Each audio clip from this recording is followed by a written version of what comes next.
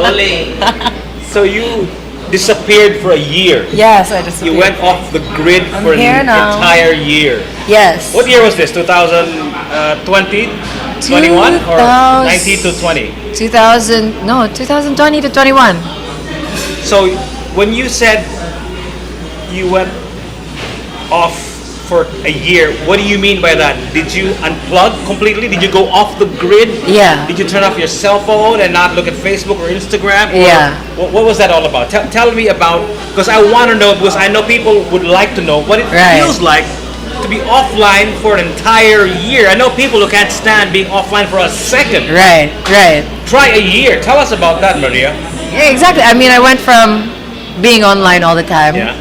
I mean, like, if I wasn't online, I was on the radio with you. Yeah.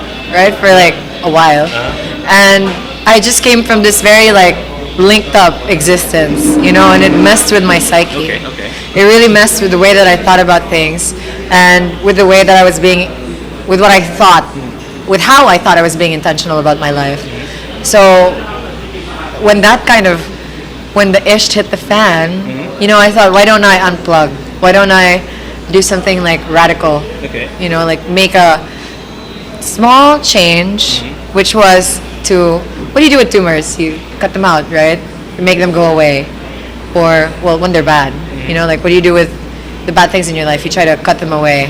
And I feel like for a time in my life, I felt like the source of that was being so hyper connected.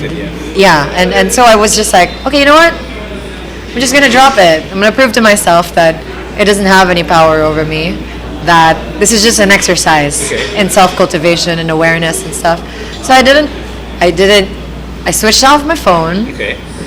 And I did not charge it. But if somebody around the house wanted to use it, then I'd be like, yeah, sure, go ahead. But I didn't look at my phone. I didn't log into my Facebook. I didn't have Instagram. I was purely like I even changed my number. So if you didn't hear from me and you had my number before, I was one of that's those. why. I was one of those who was wondering what the hell's going on with Maria, because I tried to get in touch with you. Yeah, because for a while I was just like, I don't want to see anyone. Okay. I don't want to look at anyone. And then after a while I realized, oh shit, like my best friend. What happened to like my manager, Jiggy? I haven't heard from them for like forever. Who am I? So it looks like you were talking about the things that you told me just now are the things that you wanted to do. Now, when you actually did it, how did it feel? When you're offline, when you have no cell phone, when you completely went off the grid, Right. How did it feel like in the first few days, few weeks, or even the first month? Describe to us the feeling. Well, by the time that I actually did it, it felt relieving. Relieving. Because I couldn't like completely cut off. I wanted to cut off before I actually did it, like probably like a month or two. I only completely decided to do it once I knew that I didn't have like any more responsibilities or anyone to talk to. Okay. You know, so. All right, that's okay. So like, it's okay, sorry. So when I decided, like I was thinking about it the whole time. I'm like, okay, by the time I got there, you know, it wasn't such a shock because I'd wanted to do it already for a while. So by the time I cut it off, it just felt like I could breathe. You know, like it felt like I could breathe and I had all the time I wanted to do. Like, I wanted to do all the things I wanted to do. Like I had all the time for that. And it felt emancipating. You know, like liberating. Yeah, honestly it did. It did because I didn't have like... What were you like... emancipated from? What do you mean by that? I guess the obligation to be performative about my life and to like identify on social media, like to completely I had some kind of an obsession, I guess. Or I don't know if it's an obsession that came from me or something that is a byproduct of our lives being so online and stuff. But I kind of fell for the whole performativity of everything. I thought that me as a person, I began to reduce my understanding of myself as to like just the person you see on social media. So for a time, I felt like how everybody saw me, or which is basically a lot in the hiatus that I had. I realized that, you know, don't think about yourself that much. You know, nobody thinks about you that hard. So it's just like I had an idea. I thought that I wanted to like excise. You know, like I wanted to cut off, or I just wanted to like be free from. I had this terrible idea of myself, and I felt so liberated from that when I went offline, because then I was able to just focus on doing the things that I wanted to do, the things that I believed Maria does, and so I asked myself, like, what are the things I always said I wanted to do but didn't have the time to do, and I was like, oh, I wanna do a headstand. I wanna, like, this is the randomest things, I swear to God. I was like, I wanna do a headstand, I wanna journal, I wanna, like, watercolor, they liken being online to being a drug addict, right? And Yeah. then their withdrawal symptoms, like, Okay, we're going here. so how were there withdrawal symptoms? Did you feel like you really were you shivering? Was it manifesting physically? Were you like that? Was it like that also, or no? That was one of the things that helped me cut everything off. Okay. Because I felt the need to reply to everything. You know how, like, Yeah. something happens online and you feel the need to, like, publish your 2 cents about it, and sometimes you're like, the real mastery there is, like, restraint, give it restraint. So I had that first, and then I kind of stumbled around and acted like a fool. Okay. And that's when I was like, okay, I'm gonna stop posting. All right. So the withdrawal, it actually just became like a vicious circle. Okay. And I saw the error in my ways. Okay. Then that's when I decided to cut it off. So how did it feel like? Was there an actual withdrawal symptom or no? There wasn't for me. Well, there was kind of like this. I guess for me, it took a different shape. Like, I just started asking, like, well, I wonder how everyone's doing. Yeah. Because it was like, if I wasn't talking to people on the radio, then I was, like, online somewhere, or I was in a gym somewhere, always with people. Yeah, absolutely. Right? And it felt like a little alienating. Like, so alienating. Like, I'm sure you felt, and like you felt this whole pandemic. Yeah. Like, when we spend our entire, like, careers being amongst people, making sure they enjoy our company, and all of a sudden you don't have that. You kind of lose 2 things. You lose the idea of who you thought you were, and you lose, like, that one thing higher in the hierarchy of needs. It's like the actualization of yourself, right? Like, who am I and how I give value to people. Completely gone. I think it's interesting to talk about your experience being offline for a year, because I Yeah. think most of us, especially those watching this podcast right Hey. now, would probably wonder, how the hell did she do it? I know that there was a big reason why you wanted to go offline. Right. In fact, you Right. were all over the place. And when that thing happened, Was I? yes, You were. tell me. Yes, you were, ma'am. What can you tell me about what happened? Because I know there are still some landmines that we need to avoid, right? But what can we talk about? What happened exactly? From your perspective. Yeah, okay. Your version of the story. I think if I can put it in a way that most people can relate to, that I think you might be able to relate to, and even you, Hush, everyone during this pandemic. One of the things that really, like, that I really hung on to was, right after I got off hiatus, I saw one of my closest friends that I had been in touch with the whole quarantine, and I told her, hey, like, my life just completely, like, everything that I felt like I worked for the last decade just completely evaporated. You know what I mean? And worse than that, it was kind of like I was worse for it. Like, if I had been just any other kid doing just anything that I was doing, it wouldn't have been as bad. Like, people kept saying that to me. But then my friend, she told me what happened to her during the pandemic, what happened to her loved ones and the things that she'd lost and stuff. And then I realized every single one of us went through that. Like, our whole lives hit the fan during the pandemic. And here I was, all by my lonesome, thinking, oh my God, pity me. All of a sudden I was like, yeah, girl, don't beat yourself up about it. You're not that important. Yeah. It happened to all of us, honestly, I think. And it would be unfair for me to say that I went through something that was completely, in isolation from what everyone else experienced, because that's so not true. In some way or another, we experienced some crazy stuff. I mean, at least for me, my immediate, like, loved ones are healthy and, like, safe. And thank God for that. At least whatever unfortunate thing happened to us during the pandemic happened to me. And people have been through worse. Worse has happened. Could have been worse. You know what I mean? Yeah. Like, that's tough. But what's more important is that there's a way. I realize that, like, wherever there's a will, there's a way. Like, we could choose to let things define us, and I could like live the rest of my life in seclusion. But what would the fun be in that? You know, like, and I remember right before the pandemic happened, I was kind of in a rut creatively. I was like, where am I gonna go now? What am I gonna do? What am I gonna talk about? It's all downhill from here. Yeah, right. They say it's all downhill from 26. Is it true? Oh, no comment, huh? On the contrary, but when you say everything that you did just came crumbling down, like all the things that you've done for the past 10 years just evaporated. Something like that, yeah. Why would you feel that? I mean, what happened to you?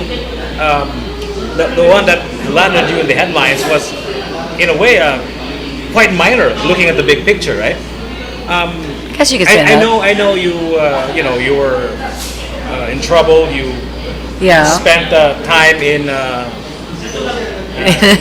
How do you the place that shall not be named. The place that shall not be named. Shall not be named. For a while, so yeah. So, but if you work for something for such a long time, right. How can one day, one evening or a few evenings for that matter, one minor small mistake of yours destroy all of that? Maybe it was just in your mind. It was just in my mind. In your mind, that's what you were thinking. It was just in my mind. Because nobody can do that. And the root of all that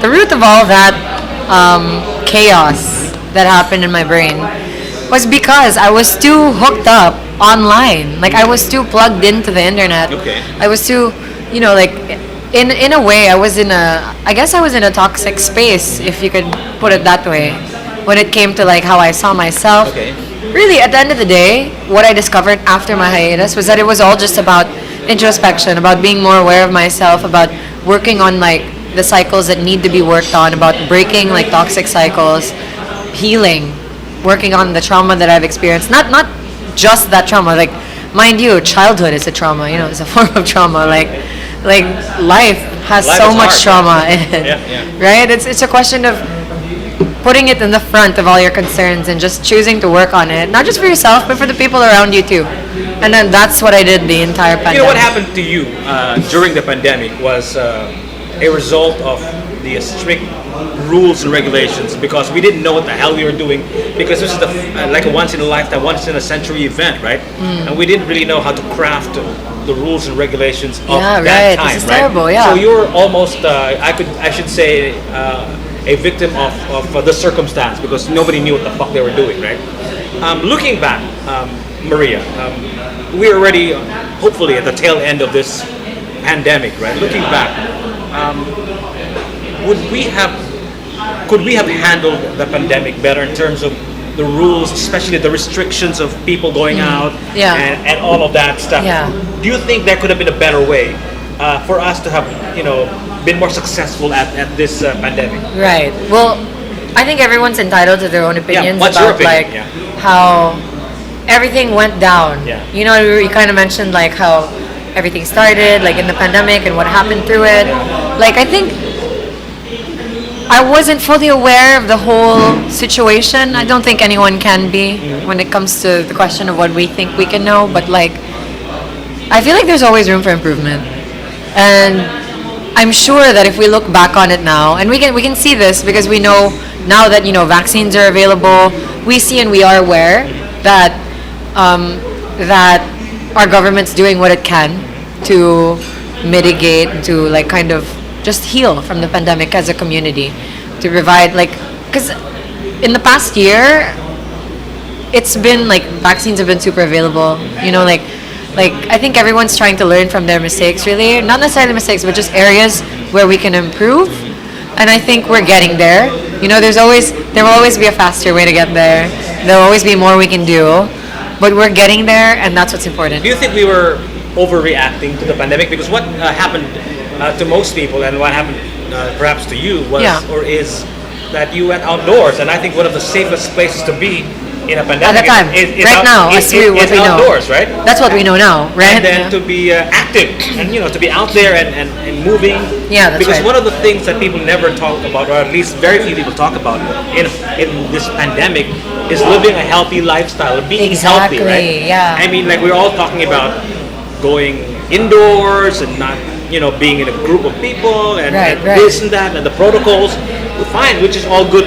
But I think people stop talking about how to make yourself healthy. Exactly, right? exactly. And being in the outdoors and being active Yeah. is actually a way to hopefully not catch the pandemic, or if you do catch Right. it, minimize the effects, right? Right, right. symptoms. I don't know if you recall this, but one of our conversations early in the morning Okay. on your show, Okay. we talked about how people approach healing in a pathological way. Yeah, okay. Right?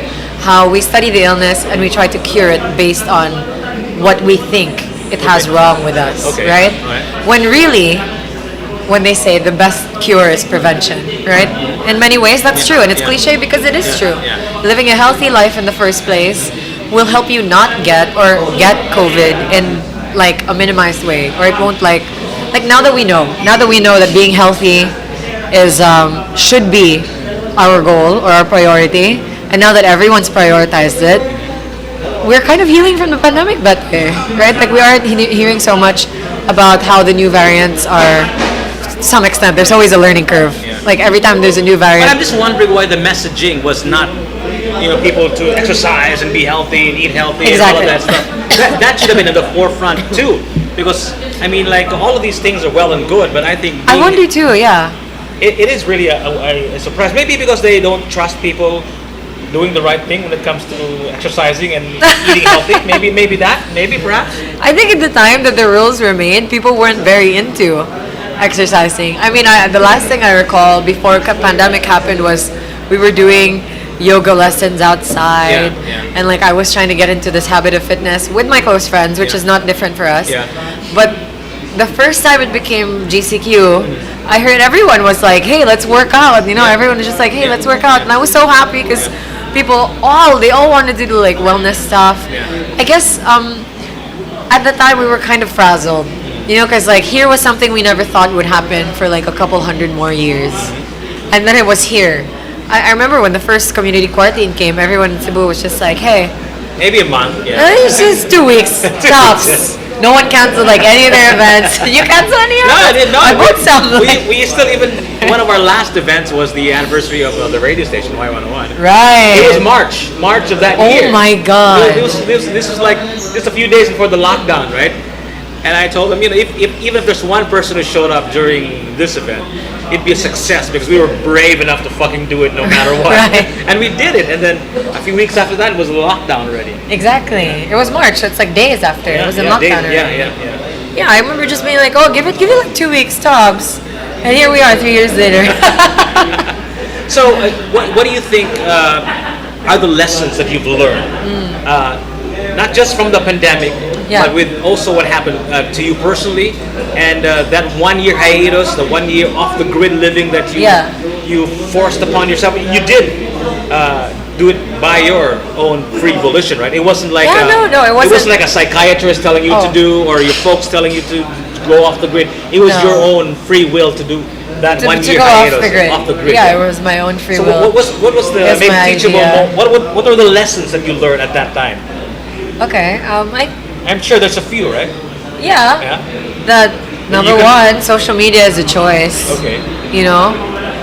The real luxury is to be offline. Okay. That's like when you can afford to rest. We were so hyper connected before. Like I can't even stress how hyper connected everyone was before. And I kind of just got lost. There was no more delineation between reality and cyber Yeah. reality. Yeah. Like it was just one. Like it was just one, and I felt like okay, it became a little bit like, oh no, I don't want everyone to always know where I am. Like I want to have that difference of choice. I want to be aware that I still have choices as a person. The first one that was it. Offline is a So you can live luxury. without Instagram and Facebook.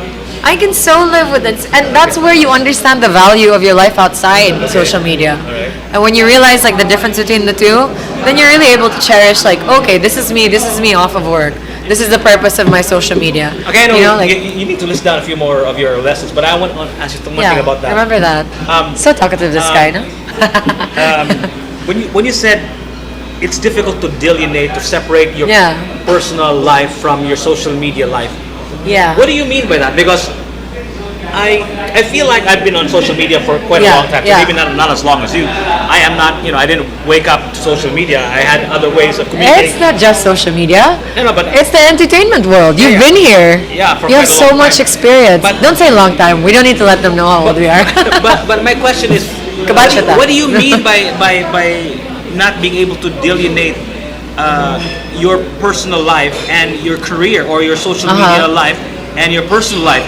Because isn't one of the most fulfilling and the most beautiful things to watch is when what you want to do is what you are doing too. What your job, what you're making a living off of a thing that you actually want to do in the first place. Isn't that a beauty to just behold? And for example, you see let's say a performer, a rock star, for example, right? Right. People appreciate artists, singers, if they sing from their hearts, and the lyrics of their songs are exactly what they're living. Yeah. And when you see them, they're actually it. The person that you see in front of the camera on social media is the same person you see offline. Well, that's a different thing. Yeah. What do you mean by delineating? Why aren't you showing your real self when you're on social media, or are you acting like you said? Right, being performative. Performative, because you said there's a performative side of social media. What do you mean by that? Because I guess you have to perform and fix your hair and all that stuff. What do you mean by that? Okay, so simplifying to the extremes. Okay. Another point, not so much the same as what you were saying, but simplifying to the extremes, work-life balance. Okay. And I think that's different for every individual. Okay. But taking into consideration what you were saying, that's the one point on the one hand, work-life balance, and the other one is in ways, yes, doing what I love, like that is my life. Okay. But I also don't make stories when I go to the toilet, right? Yeah, okay. Right. In a way, you know what I mean? Like we are kind of unaware of it, but subconsciously, right? There are things that we deem to be socially acceptable online. Yeah. There are things that are not official. Well, that envelope isn't pushed all the time. What's acceptable, right? Right. Exactly. Yeah, it's always being pushed, Yeah. especially now. I mean, like, don't get me started because we'll be here until tomorrow. Yeah, but like as much as I encourage open and honest conversation and dialogue, which is why I appreciate you so much. Okay. It's also about like preserving your personal space in a more kind of, if we look at it from a mental health perspective, there's this saying that what people don't know they can't ruin. For some people, like, yes, we want to accept that we live in a online space that is like, we want to live in an online space that is open and welcoming and progressive and inclusive.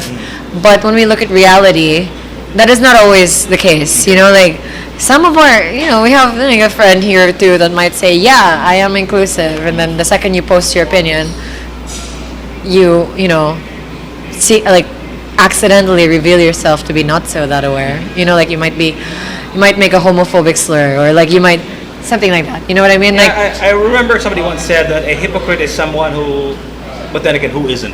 exactly. We're all walking contradictions, right? Exactly. I think all that's of one of us. the most intrinsic part of being human is to be inconsistent, because there's so much we can change our thoughts just like that. Yeah. Right? In fact, I could easily change my thoughts about what I just said a few seconds ago. It's possible, right? Exactly, because you're a human being that grows, that changes, and you're better for it. Yeah. But yeah, so it's impossible to be completely consistent online. So we gotta let that idea go on a fundamental level.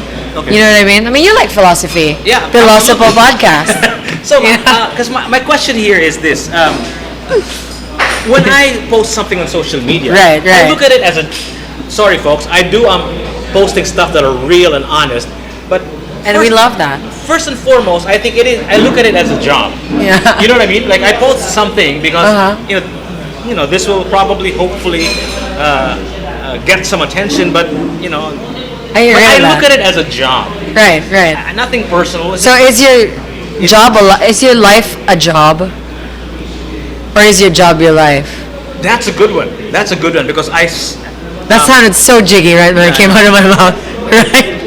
So jiggy. It's so you. Maybe I can't answer my Oh own my questions. God. That's why I ask other people. That's such a jiggy question, I Can swear. you repeat that, please? Is my life? Is your my life job? your job, or is your job your life? Well, like I said earlier, I think what I want to do, what I Yeah. love to do ever since I was a kid, is also my job. Okay. That's what's happening with me. So Wait, are you telling me that you experience child labor? you could say that. You could say that because I was working already in radio when I was in grade school. Yeah. But not working. I was already exposed to radio. I was already on the air since I was in grade school and high school. Wow. So it's one. So I'm not sure if I can separate the two, but Right. I do have a personal life. One of the biggest Exactly. things about radio, and one of the reasons why I was in radio, I loved radio because you're famous, but they don't know how you look like. Well, not you. No. But before all of this, Everybody knows what she looked like. Yeah. before this whole social Right, media right, thing, yeah. you were famous, but you were anonymous at the same time. Yeah. Everybody knows who this guy is, but Yeah. when you go out in the mall, or You can wherever, go and you can live your life. and Yeah. nobody knows who you are. Exactly. Which is beautiful, perfect. Yeah. And then all of a sudden, this whole social media thing, and you need Yeah. to be seen and all that stuff. So I had to make a huge adjustment. That's Really? what- Like what? Like I have to show myself now. They know how I look like now. Yeah. And all of that stuff. So it became a huge adjustment. That's I why always thought that was your thing, man. it took me a fucking long time to you serious? migrate from radio to social media. Really? There was like so You much look more resistance. active than me. Well, because I haven't been, caught doing something like what you did and stayed in the place for a I long cannot time. confirm or I deny. need a earth-shattering moment like that in my life. Because, But even before Jiggy, you were already so active, huh? no, I don't think so. I would leave the radio every day and I'd be like, Jiggy tagged you in 3 posts. I'm like, Yeah. man, I'm slacking. No. I am slacking. I didn't know what I was doing, and it was just like a job to me because you needed to be in that realm also to work as a media personality because you can't be. There's no such thing as a radio star anymore, right? I mean, Yeah, there is. no, but not anymore. I can't be just in radio anyway. We're talking about me. So, what are the other lessons that you've learned aside Alright. from you being able to live without Instagram Right. and Facebook for an entire year, and the delineation between your personal life and your social media life? You're able to see it Yeah. from almost like an outsider's perspective, Right. That hey, I don't have to post this, and I'm Yeah. fine. Yeah. right? I guess at the bottom of it, it's all about boundaries. Like boundaries for yourself so that like you're just aware of, and you can be more intentional about what you're doing. Like, so that every part of your day comes together, like aggregates to a whole. Like, okay, I wake up at this time in the morning. I understand that I journal. Okay. I read my meditations. Okay. I go do yoga. So you're like a thing. Start my You're day. like a regimen. You're like Heck yeah! Until now, Okay, yeah. So tell us about what you did that year when you went off the grid. What were the things that you did? Okay. Break it down to us so maybe we can follow you for a year too. Oh, you want to do that? I wanna do that. That's a challenge. Yeah, I know. What do we call that challenge? Yeah. The Maria Gigante challenge. The very giant challenge. The ginormous challenge. The gigantic silence. That sounds so scary. And yeah. so tell us about what you did. Yoga, meditation. Yeah, so at first for the first few days, I just kind of was in a, I think this is what you were asking with the first question. I guess I come to realize it. I wasn't withdrawing from social media. Okay. I felt like my body was physically crying for help. Okay. Like I was going through bouts of anxiety and stuff, and I just like for the first few days I was literally just questioning my existence. I'm not saying go do that, but like I was just questioning my existence. And Yeah, at why some am I point here? I was like, what am I doing? Why am I here? Are we gonna keep going with this? Are we gonna So stop? what Are we was the gonna- answer that you got when you asked that question? What You am I? decide. You always decide. It's up to Every you. day you wake up, it's up to you. Am I gonna get out of bed? Yeah. Am I gonna? It's intentional, right? It might be the same routine every day, but then you have every single step of that routine. is an exercise of like your consent, of your decision making, and it helps you remember. It's like making your bed when you get up in the morning. It's your. Do you make your bed? Oh, they actually say that making your bed makes you more productive because you just woke up, you make your bed, and instantly you get like the endorphins. Yeah, you get endorphins because it's like you completed the first task of the day. So no matter that your life is in shambles, you go home, you look at your bed, and you're like, wow, I so want to lay in that thing. All right. Yeah, isn't it so nice to just ruin a perfectly good, like, Anyway. perfectly made bed? Yeah, so like, that's So what that what is. did you do? Break it down to us. Like, So that step by step. I woke up Okay. as early as I could. First, I started like gradually waking up. Like I would wake up automatically at 6. Okay. Like because of the pandemic, just because the sun would be up, you know. And at that time, my apartment would get hot. So like, that was my routine. But when I went off the grid completely, I would time myself Okay. when I do things. A close friend of mine, she actually does this, Okay. and she gave me the suggestion because I was struggling to get things done because I was just in my head all the time. So she was like, she does this thing where she times herself like, if you're watching, like every 30 minutes she goes on to a different task, and it doesn't matter if she has 3 things to do today, but she'll just go on 30-minute cycles. So I tried to do that. I ended up getting exhausted. So then I thought, well, what is it that I like to do that I haven't done in a while, that I felt is like me, right? I wanted to get in touch with myself, so I lined up all these activities, and mine consisted of reading, doing yoga, like an actual book. I love reading, and I hadn't done that in a while because I was so reliant on social media, you know, just so much information coming into my head. I was like, I want to hold a real book, so I had a book, and I was like, I'm not going to move on to the next one until I finish this. I'm going to finish every single task, and I'm going to do it in like 30 to 45-minute cycles. I time everything I did from like showering to doing yoga to fasting. Even my eating times were precise. I wouldn't snack. Doing dishes, I'd be in bed by 8. Then I'd wake up around probably like 5 or I don't know, like 4. Not really super early. I tried to do like 3 sometimes. Can't really keep it up. But I would struggle to go to sleep. That's actually why. Also, one of the reasons why I ended up unplugging from social media because I read somewhere that like the light from your screen actually keeps you awake. The physical light, yeah. Right, and I kind of like felt like I was experiencing insomnia. So I was like, I'm just gonna stay away from everything. Like no caffeine, no screens. So that was one of the things that encouraged my hiatus. No alcohol, like, and then like try to make the room like as dark as possible at night. Because I felt like if I continued on in this mentally exhaustive way, I would just burn out. You know, I didn't know who I was anymore. I couldn't do what I wanted. So I'm like, I need some form of regularity. I need to identify with who I am in this quarantine, and these are the things that I do. So there's that. So it never crossed your mind that hey, what happened to my Facebook page? Like maybe somebody wants to get in touch with me. Or, I did. So what bunch did you of do times. when that crossed your mind? What did you do? Well, Just let it be. Just observe the thought and not act on it, or what was your? that was my process like? challenge. Okay. That was my challenge. Okay. Because I felt like there were so many people messaging me, by the way, like over the span of like, let's say probably 6 months, so many people were messaging me like hate mail and stuff like that. Not that that's new to me, like I know what hate mail looks like. It just grew in magnitude, you know what I mean? Like, and there was just like thousands of it. Why would they hate you for what happened? I don't know. I mean, everyone's entitled to their own Okay, opinion. whatever, yeah. So hate mail then? Yeah, so it's like, I was kind of like, I don't want to blame anyone for the hurt that I feel. You know, I feel like it's a completely internal thing. I don't want to reply to anyone. Like, I feel like everyone's entitled to their own opinion, but a lot of things were happening in the world. Like, people were getting killed in the most terrible ways. Yeah. Not just COVID. You know, there were so many crazy things happening during the pandemic. Yeah, absolutely. Like, absolutely insane. And I just thought, okay, like, you know, things might be happening to my social media and stuff like that, but I have to convince myself that that's just social media. There were people in my life at the time that I have great respect for, that didn't have social media. I know somebody who said that I don't want to post something on social media, and I don't want to ask somebody to talk to me. If they want to talk to me, they know where I live. They're going to go to me. So the real people that mattered to me will go to my place and talk to me. Exactly, yeah. So is that what happened when you unplugged yourself from social media? Did people go to you and try to talk to you face to face instead of chatting In you a up? matter of speaking, yeah. You know how they say that like people don't change, time just reveals who they are. Yeah. In many ways.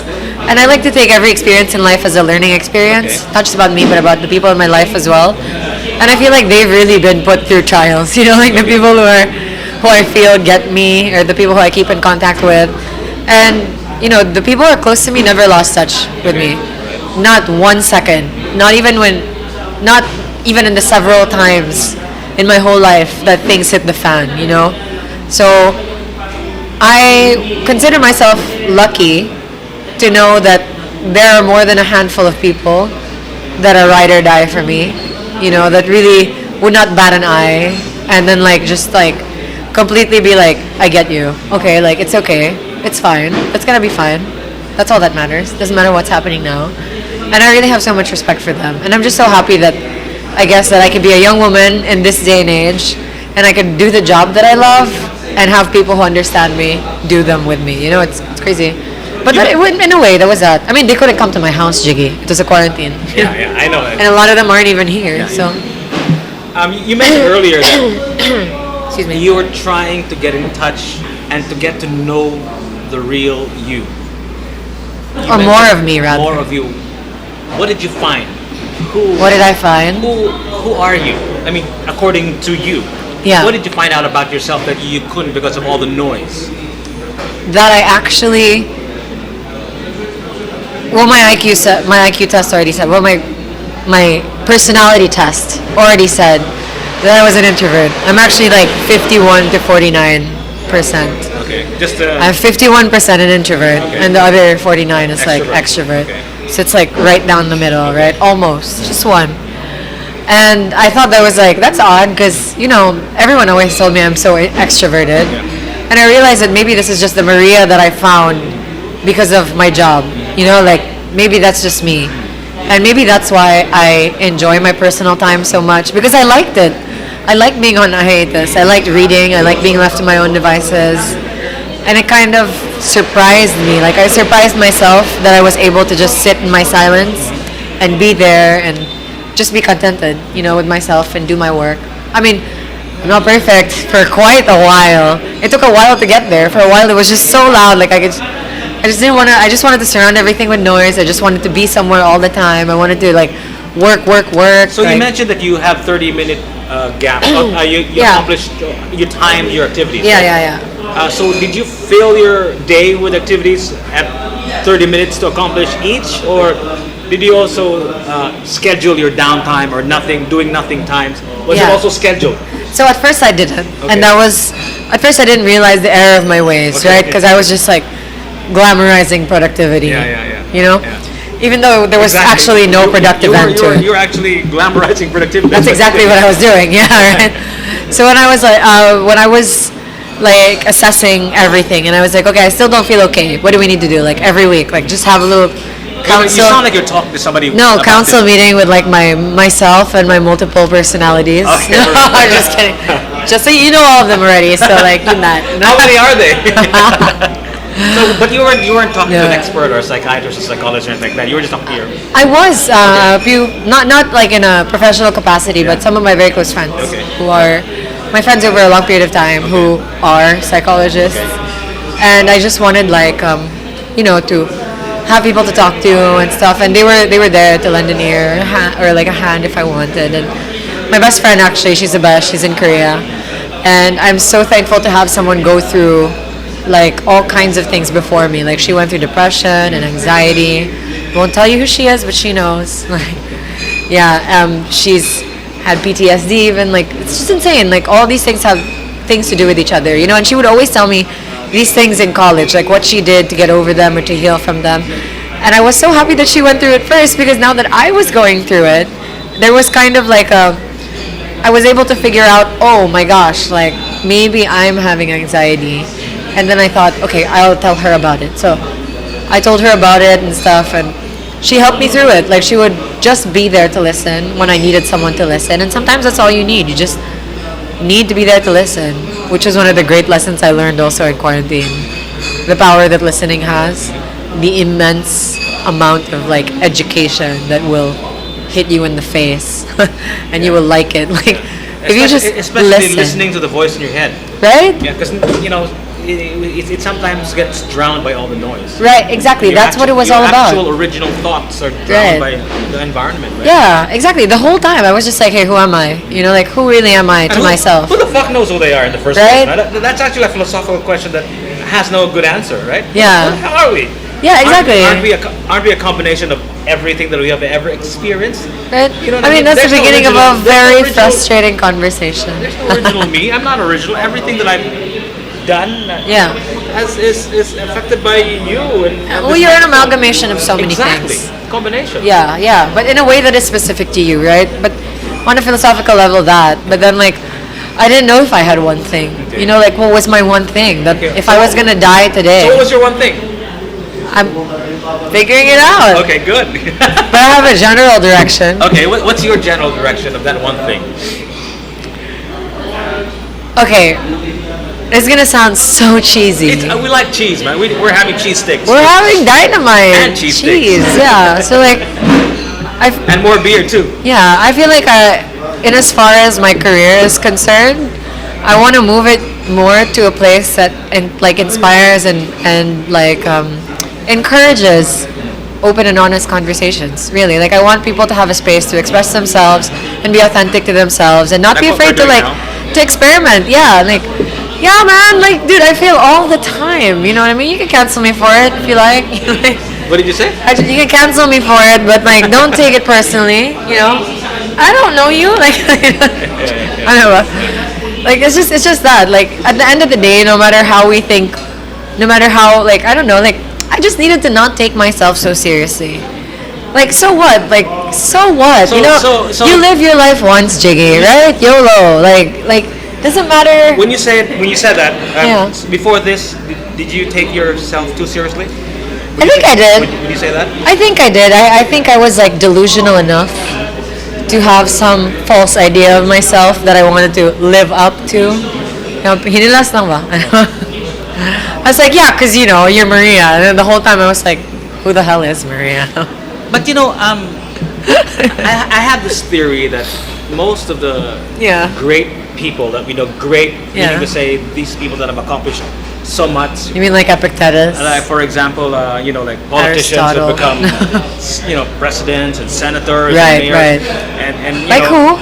Like everybody in general, everybody who's achieved that amount of success in their lives is at least, bare minimum, a little delusional.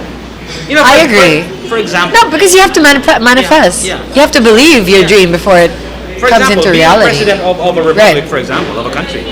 I mean, who the fuck do you think you are that you can make your country better? Right, by exactly. yourself, right? Because that's who's elected, right? Right. You have people around you, but still, it's all up to you. Who the fuck do we think we are? Exactly. Talking about this shit, right? Thinking you're gonna watch it, Yeah, right? exactly. This is a form of delusion. This is a form of delusion, right? Of course, part of this is also just having this conversation. Without a microphone and a camera, I would have still loved to have this conversation. Yeah, this is us all the time. Yeah, exactly. We should just started rolling when we got here. It's exhausting to talk to me. That's why nobody wants to talk to me without a camera and a microphone, because it's exhausting to talk to me. I would. so the delusional part of you, of us, of people in general, there must be a way to harness that delusion, right? Yeah, there is. And make it for the greater good. Absolutely. Yeah. Like you gotta. And this is a funny way to say it, but you have to brand your delusion. I like that. You gotta brand you gotta brand everything, dude. Exactly. Brand your delusion. Brand your delusion. Is it not true, Jiggy? Yeah, it's so true, man. You gotta brand it. You gotta build it, right? Exactly. Yeah. Otherwise, you're just like spitting out crazy things. Because the problem, though, lies when you believe your delusion, right? Yeah. Yourself. When you get lost. Yeah. In the delusion. In the delirio, like when you get lost in the delusion. But don't you have to have a certain belief and faith in your delusion for you to accomplish it? Of course, yeah. I'm still very much delusional. I just have a routine now. Get your girl can do both. Right? I just look normal on the outside.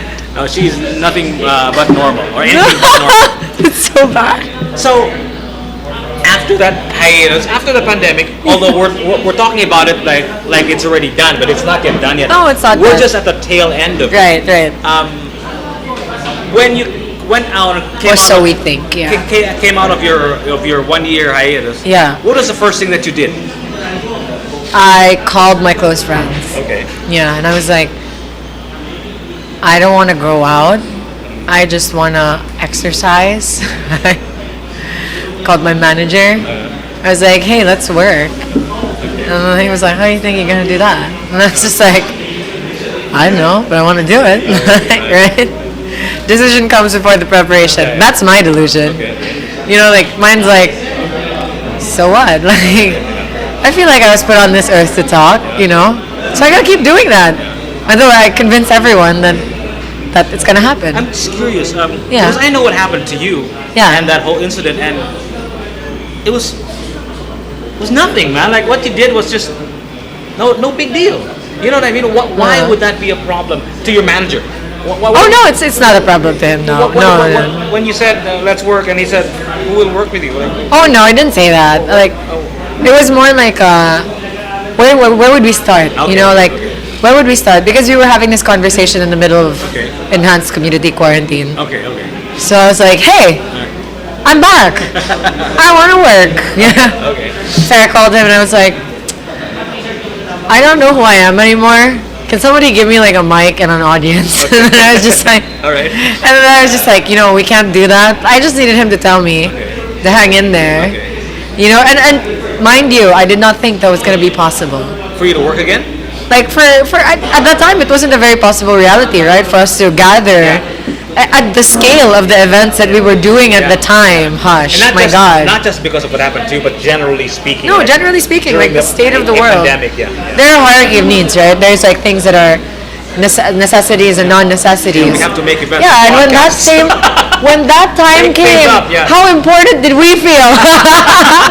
How important were we, Chiggy? Yeah, man, I was just talking to myself. People still watched. Exactly. It's just like, man, I'm really like, although creative, like our job, it's kind of creative, right? It is. Yeah, we're entertainers. Like at that time, it didn't feel like we were very important, but at the end of the day, I felt alienated because I couldn't do what I love. And it wasn't just that. I'm sure when I came back to social media, I saw that a lot of people really missed live events. So a lot of people when you first opened your felt the absence. Instagram and Facebook, how did that feel like? Oh, after okay. that year? I accidentally saw one of my friend's stories. Okay. I wasn't gonna. I was just like gonna lurk, just gonna lurk. And then I accidentally opened his stories. Okay. It's a dear friend of mine that I work with in events. Very talented. Okay. And he, like, not even like within 5 minutes, he was like, welcome back, madam. And I was like, yo, I was like, come on. I've been here 5 minutes. Like, I just accidentally pressed your story. I was like, okay, I'm not ready for this to be over. So I was just like, hi. Hello, how you doing? I don't even think he knows that he was the first person I stalked. Okay, so there was a first person that you spoke to that after noticed the first story that I pressed. He noticed that I viewed his story. Okay. And he was like, oh, I'm so happy you're back and stuff like that. And I opened my inbox. Being pulled back into that rabbit hole? How did that feel like? And did you spend more and more time again with social media? Did it increase? No, because when I opened my profile, I looked back on it and I felt the distance between that person on social media before. Like I look at the post and I remember what was going on in my head, why I felt the need to post those things. I'm not saying that it's bad or that, it was me. It was genuinely who I was at the time. But I felt the distance. I felt that I had grown and that I had something else to say rather than all of these kind of sporadically scattered messages going around. And I really, it was heartwarming to see that there were so many people who supported me. That not just like people were messaging me saying like, hey, I saw you at a show once and I told you I wanted to become a host and you said, yeah, go for it. So I started hosting like my school events and the next thing you know, like I'm a host now. I'm gonna apply to like my first radio gig. I still don't know how that turned out, but it's so heartwarming. Like I literally saw that person for like 5 seconds, and then that's when you realize, okay, maybe I was missed, like maybe it's nice to feel like you've touched someone or like some people in a good way, and in my head instantly, like after the whole year of quarantine, I was really like, that's the stuff that I live for. You know, like did it feel like you wanted more and more? Was it like you haven't eaten ice cream for like an entire year, and then you wanted like to just bite into the whole cone of ice cream? oh no, How that's did it not. feel like when you finally opened your social media? That was just the first thing that you mentioned. The Yeah. first person that you got in contact with on social media. Right. So what did you like? Try to catch up with your social media? How did that work? I read my inbox. I got touched. I was Okay. like, oh. Then people started like replying to me. Then I closed Instagram. I deleted it again for like a week. I was like, okay, girl, it's been a year. Okay. This is too long. Okay.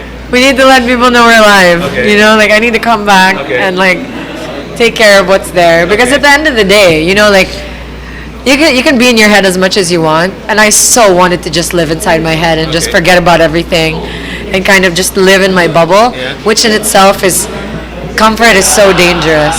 And I started noticing that I became too comfortable in my little bubble, and that's when I was like, we gotta get a little bit more uncomfortable again.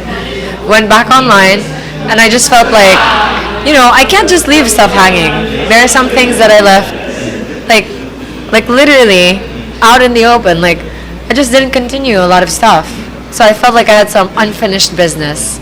But I also felt refreshed in a way, because I felt more like I had some stories to tell, or had more like to bring to the table this time around, or I had fresh eyes, you know, and it allowed me to view everything with enthusiasm. You mentioned that you were in a creative rut even before the pandemic. Oh yeah, I was. So I can imagine, because I've been dreaming of doing what you just did and do a 1-year hiatus, like a mini retirement. Highly recommend. Would Did that recommend. help you creatively? As a It's so performer, good. as an artist, as a host, as just a person? Okay, there is this there is a very talented artist, and I'm sure you're familiar with her. Her name's Chai Fanashir. Yeah, of course, Peace. Yeah. She said that creativity feeds into each other. You know, it's not one thing. It's not just like go to sleep, wake up, be creative, paint, because that's all you do. If you're creative, and I'm sure you can, might resonate with you. Everything you do feeds into your creativity, your experience in life, the other creative things that you do, be it movement, expressing yourself through motion, through painting, through, I don't know, like anything you can think of.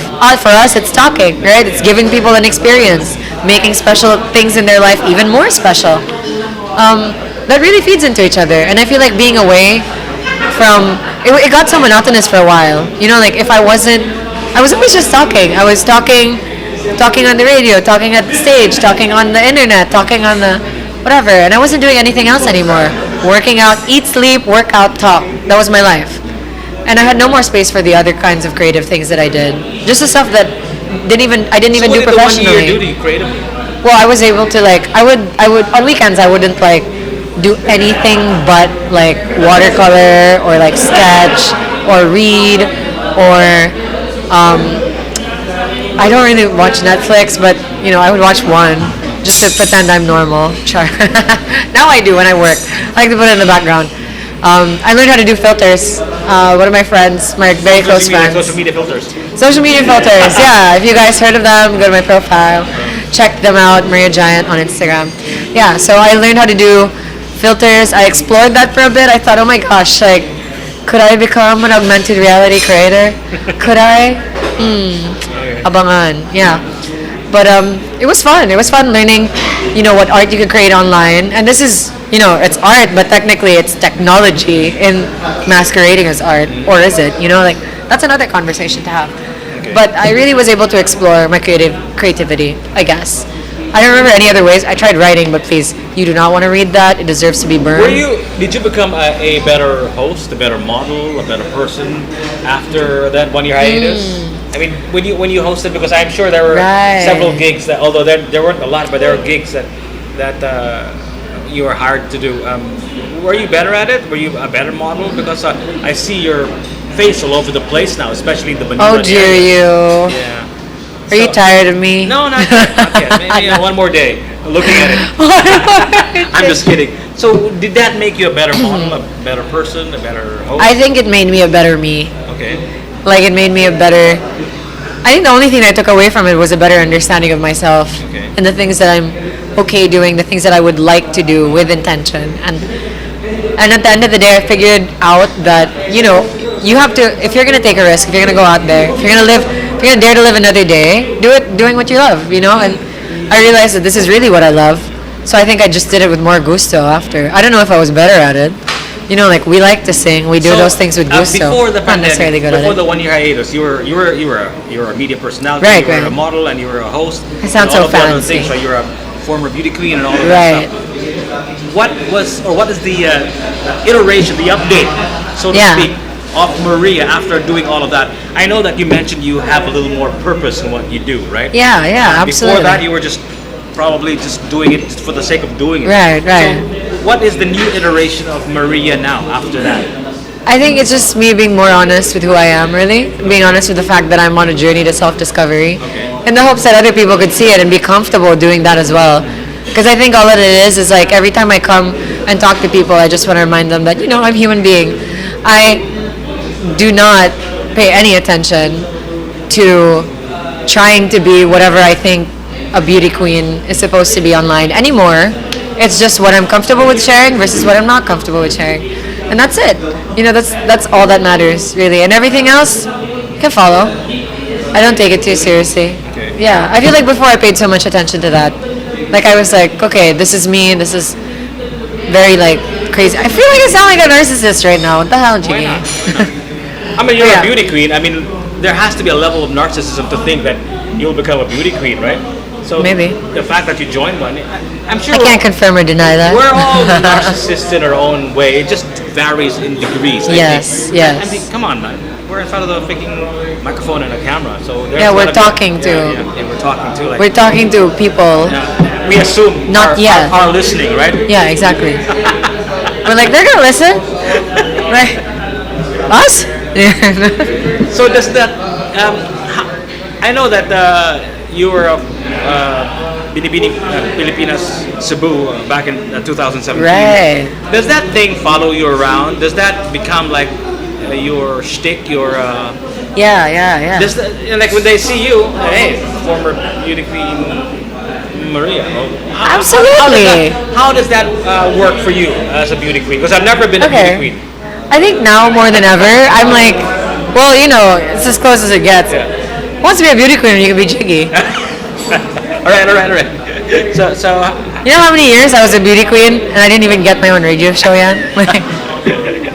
So, does that follow you around? And It does, and I'm proud of I it. know that it is an advantage and a disadvantage. Maybe you can Yeah. give me the pros and the cons. The pro of being a beauty queen is, of course. Yeah, I mean, Just name one. the pro of being a beauty queen is the title that you hold. Like for me, being Binibining Cebu charity is a badge that I wear with pride because Binibining Cebu is a very progressive organization. In our pageant, everyone is welcome. Okay. You know, regardless of race, religion, identification, race, gender, yeah, identification, yeah. Do you identify as an inanimate What's the object? You know what I mean? disadvantage of being a beauty queen? Disadvantage of being a beauty queen? I don't really know. There's none. What's the disadvantage of being a beauty queen? I don't know. Why don't you tell me? Well, if you like rice, then, you know, What? if you like rice, then I guess that's one thing. But I don't like rice, so I guess I have my job cut out for me.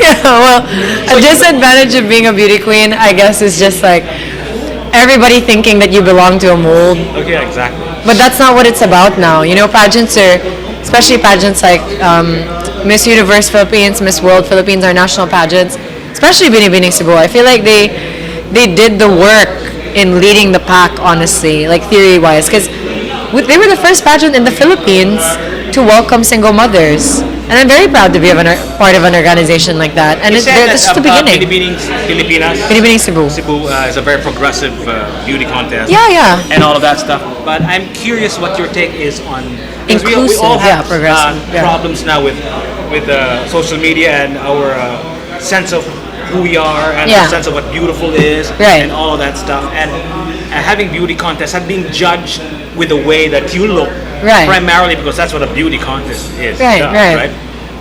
Is outdated and needs to be I don't know, reconfigured or even phased out. What do you think of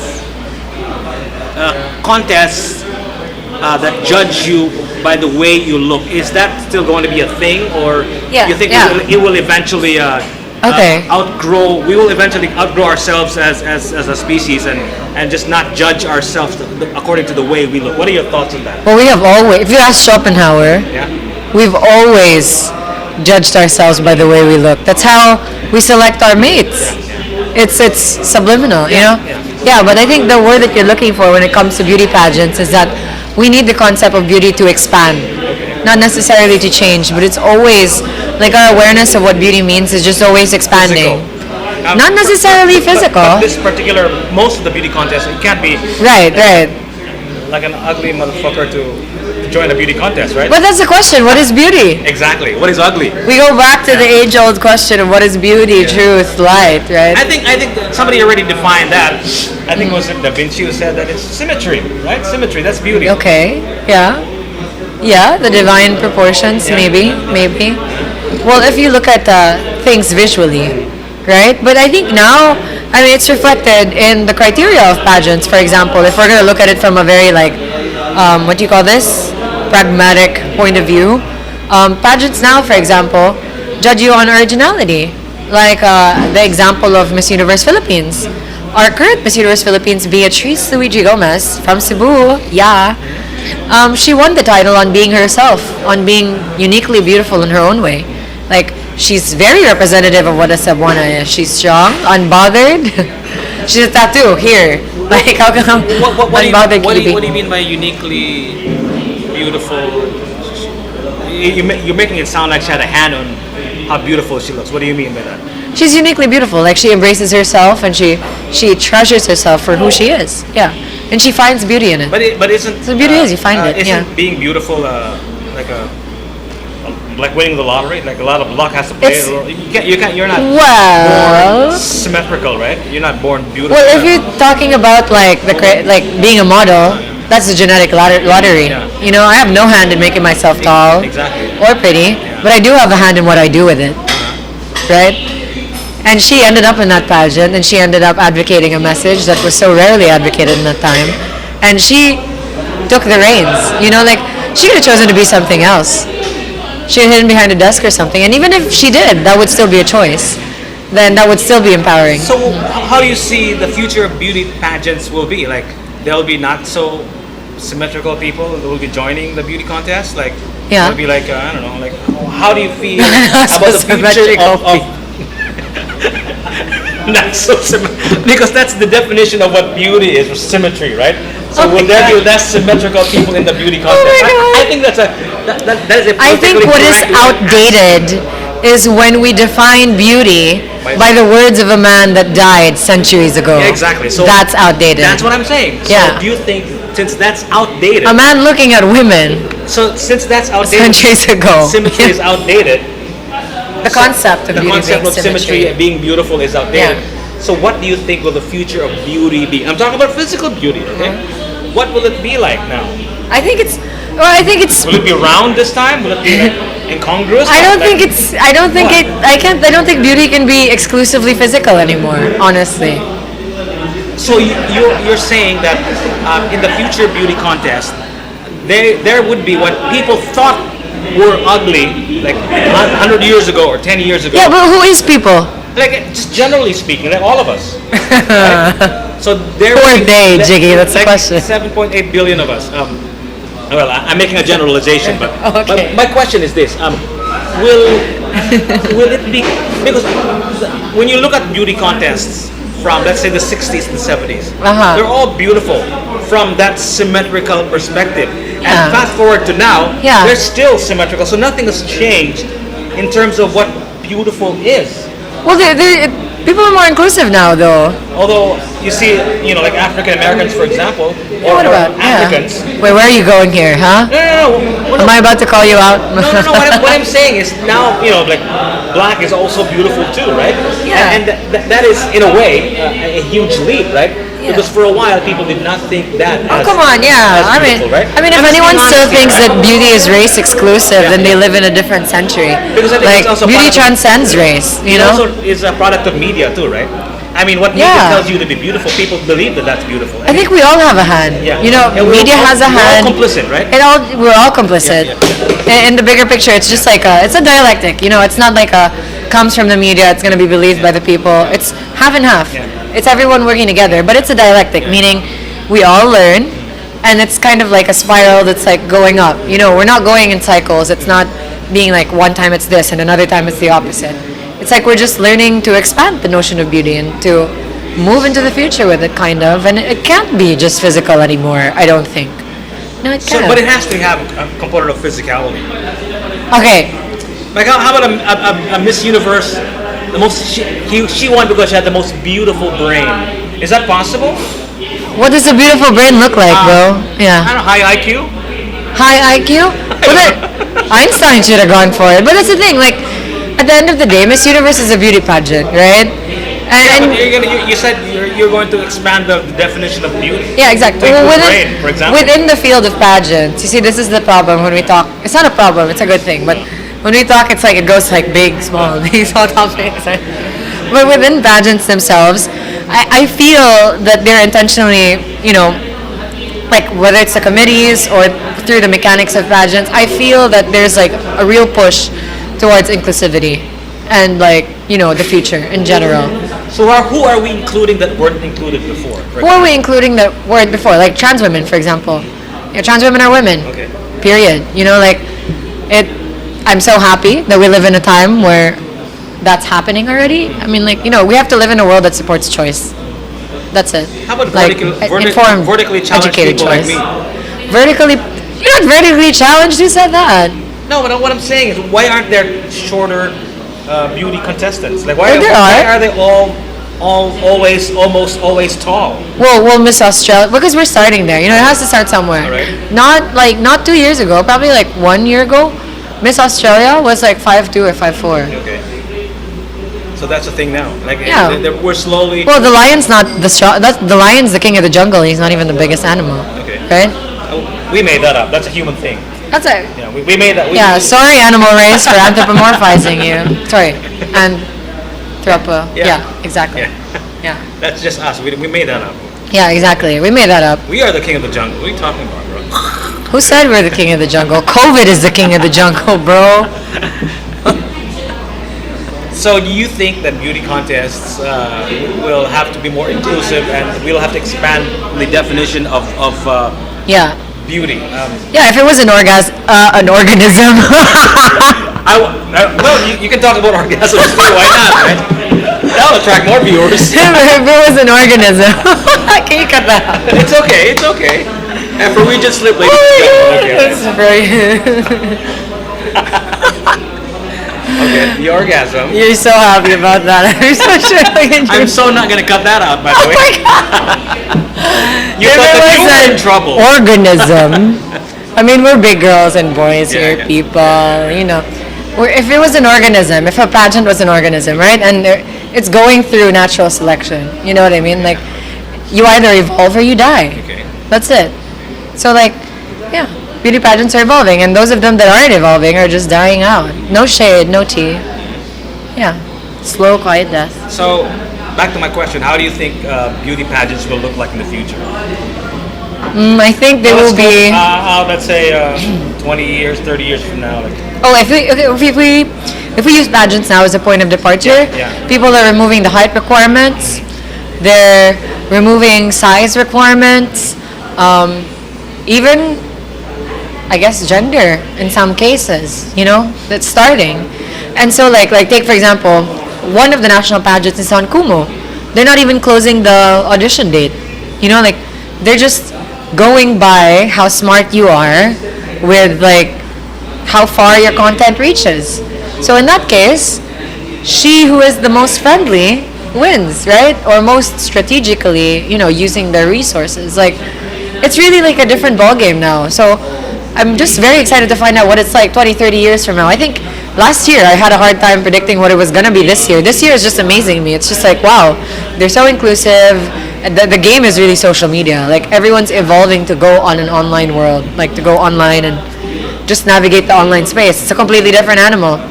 Yeah, so I think In the future, who knows? We might have one of the things that we didn't talk AR about, pageants, and I yeah. think it's crucial in beauty pageants, is the audience, right? Right. Because it is still, after all, a commercial endeavor. Still a show. Beauty contests need to have people watching. Right. Because if there's nobody watching, there's no beauty contest, right? If No, there's no. the Cebu Binibining Pilipinas or Miss Yeah. Universe, Yeah. if nobody's watching. So we have to put people out there that people want to watch. Right. What they think, who they think are beautiful. Yeah, yeah. Because if they don't think that they're beautiful, Exactly. then there's no audience to speak. I mean, you hit the nail on the head. That's Yeah. exactly why they're evolving. Yeah. Yeah. Because then there'd be no show. People wouldn't want to watch it. Yeah. They would get canceled, right? So, is the change going to be coming from the audience demanding that they are more inclusive, or is it? I'm not just talking about Cebu Binibining Cebu Pilipinas in particular, but I'm talking about beauty contests in general. All over the world, All yeah. over the world. Is it going to be from within that they're going to change, or are they going to just adjust what people want to watch? I believe that they're really adjusting. Like, I believe that they're like actually heading, like standing at the forefront of it. Yeah, like the pageants in the Philippines, for example. Like, I mean, it's like leagues in front of. Well, I can't really speak for all the other, areas in entertainment, but it's continuously surprising me with how inclusive it's becoming. Yeah. Inclusive also means gender, right? Gender, how do you size. feel about let's say, for example, trans women?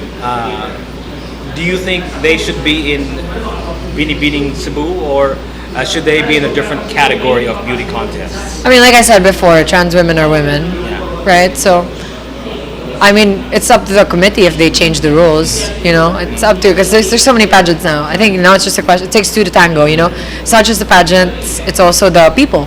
It's like a form of people knowing what the people want and the decision to respond to that. So it's really just them reacting to the geist of the times, the spirit of the times. And like if Binibining Cebu should choose to welcome trans women, I think it would be very interesting. Very, very interesting. But I always respect what the committee supports. But I'm not just talking about the committee in general, or in particular. I'm talking about generally speaking. Do you think they should include trans women? Do you think Miss Universe should have a trans woman? Miss Universe does have trans women. Oh, they do. Yeah. Okay. Yeah. It's open to all women. Yeah. Okay. Yeah, they do now. So So but I'm hoping for more. they do declare it? Right? Yeah. You have to declare yourself as a trans Yeah. woman. The first trans woman to join Miss Universe was Miss Spain. Okay. What year was that? And I think it was 2016. I'm not sure. Okay. Something in the Philippines, and she was recognized, especially when she didn't make to the top, but she was one of the front runners. Yeah. So I think it's more about really just sending, message of inclusivity for the pageants. And I really think they're doing the work, honestly, Jigga. Yeah. Where they're setting a good example for people to follow suit. Yeah. And it's coming from an industry, because the pageant industry was criticized for what do you call this? Not being, like, it often goes under the criticism, gets thrown the criticism that they're not feminist enough, or that encourages women to compare themselves with each other. But coming from the inside of a beauty pageant, I just see people really we cheer each other on, like when we're there backstage competing against each other. Yeah, it's a competition, but that doesn't mean we can't have camaraderie about it and support each other and their choices. Yeah, so it's like that. It just looks different from the outside, like when people talk about it going in. Yeah. Yeah, like looking in. Yeah. I'm giggling because there are a bazillion questions that I'm going to ask, and I don't think we're ever going to end. No, it's never gonna end. And this is like a vicious circle that just No, is yeah. going to go on forever. Oh, vicious circle. So I'm You want to just put ASMR? No. It's no longer a thing. It's still a thing, ASMR. It's still a thing. Okay, right. If you want to make it a thing, say ASMR. Freaking. Like my you assignment. scratching your teeth with your nails. I don't know. You remember that? Did we ever do that? I don't think so, man. I remember the keys. Same car keys. The keys? Yeah, the car keys. Anyway, Pants. we have a lot of aspiring or our current beauty title holders or beauty contestants Right. wannabes, because this is a country that loves beauty contests, Yes. right? Yeah. There's a beauty contest in each barangay for some Right, reason, right. and, everybody, the whole country next to a Pacquiao match. If there's a Miss Philippines that's in the beauty contest, especially if it's Miss Universe, the whole country just watches the television and waits for Miss Philippines to win or not, right? Yeah. So what is your message to those that are aspiring to be beauty queens and all of that stuff? What's your message to all the young, beautiful people out there? I think what's most important is that you know yourself and that you have the audacity to be yourself and know what you want to say and what you want to do in the world, and like do what you love and use it to give value to people. But how do you, what's that process like? Because I'm sure they wouldn't like to go through what you went through, and they wouldn't want to go through a pandemic to be able to find themselves. That's right. What does that even mean? What do you mean by that? What's your message to them? Like, what does that mean? That process of introspection, that process of looking at who you are and finding it. What's that process like for them? Maybe you can teach them a little bit about what you experienced. Well, ask yourself what you would do if you didn't care to fail or succeed. If someone told you couldn't fail, you know, what would you do? And then do that. Right. You know, or think, what if tomorrow I'm gonna die? What should I be doing today?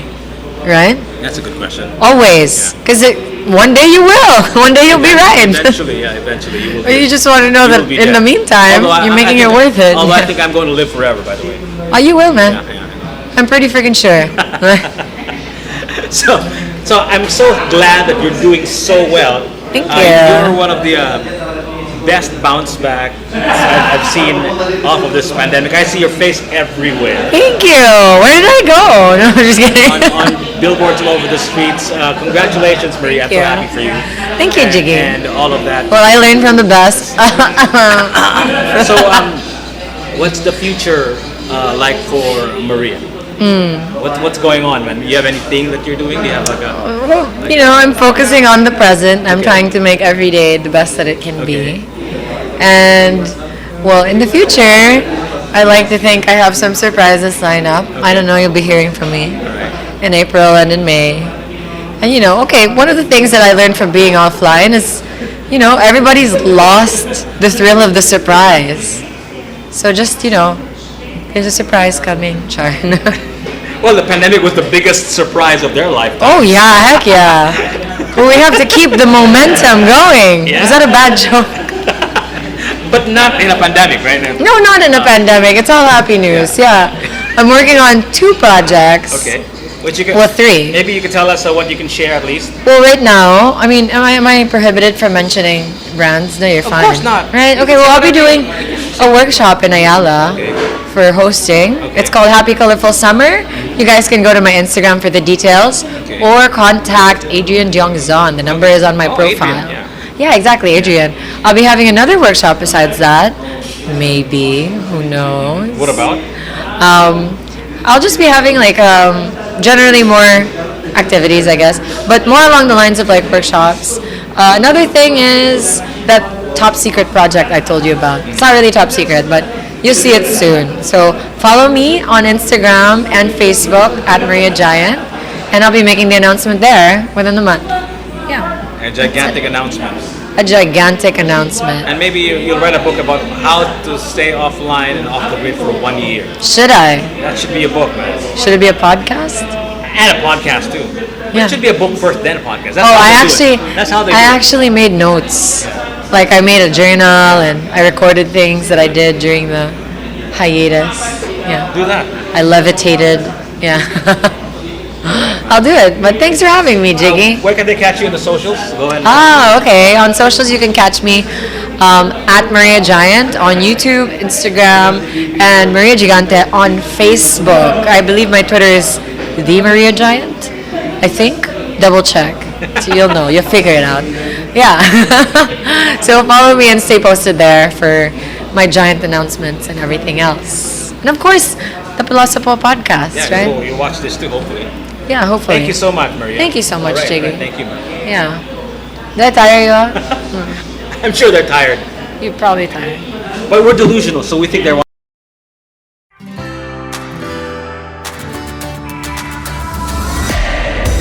means more. Enjoy the good life. Share the good life. Life means more.